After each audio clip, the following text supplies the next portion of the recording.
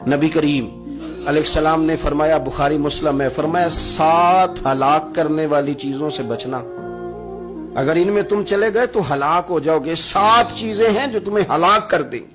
یا رسول اللہ صلی اللہ علیہ وسلم وہ کون کون سی؟ تو حضور نے فرمایا اللہ کے ساتھ شریک نہ کرنا، ہلاک ہو جاؤ گے۔ دوسرا نبی پاک صلی اللہ علیہ وسلم نے فرمایا جادو نہ کرنا، ہلاک ہو جاؤ گے، ہلاک۔ اور یار جسے حضور فرما رہے ہیں ہلاک ہو جائے گا، وہ بچے گا؟ نبی پاک صلی اللہ علیہ وسلم نے تیسرے نمبر پر فرمایا جس شخص کے قتل کرنے کو اللہ نے حرام قرار دیا ہے اسے قتل نہ کرنا، ہلاک ہو جاؤ گے۔ چوتھے نمبر پر رسول پاک علیہ السلام نے فرمایا سود نہ کبھی بھی کھانا، ہلاک ہو جاؤ گے، ہلاک۔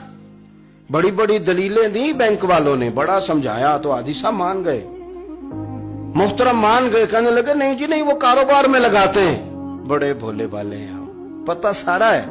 اور دیکھو سب کاموں کے باوجود مستقل بینکوں میں پیسے اس اکاؤنٹ میں رکھے ہوئے ہیں جہاں سے مستقل سود آتا ہے۔ حضور نے فرمایا نہ کرنا یہ کام۔ تو کہتا ہے میں سود پہ پیسے لے کے کاروبار چمکاؤں گا، تیرے نبی پاک نے تو فرمایا تو ہلاک ہو جائے گا۔ تو کہتا ہے میں مل لگاؤں گا، حضور نے تو فرمایا ہلاکت ہے۔ تو کہتا ہے میں بڑا کچھ کر جاؤں گا تو ہلاکت ہے۔ اچھی طرح سمجھ لیں، اصل مال بھی ضائع ہو جاتا ہے اس بندے کا جو سود کا مال ملا لیتا ہے، اصل برکت بھی اڑ جاتی۔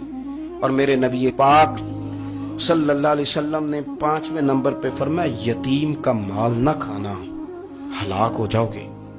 اور پھر 6 نمبر پر نبی پاک علیہ السلام نے فرمایا کفر سے جہاد ہو رہا ہو تو کبھی پیٹ پھیر کے بھاگنا نہ، ہلاک ہو جاؤ گے۔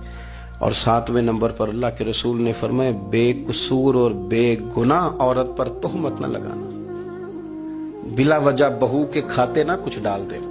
یہ 7 وہ چیزیں ہیں جو ہلاک کر دیں گے۔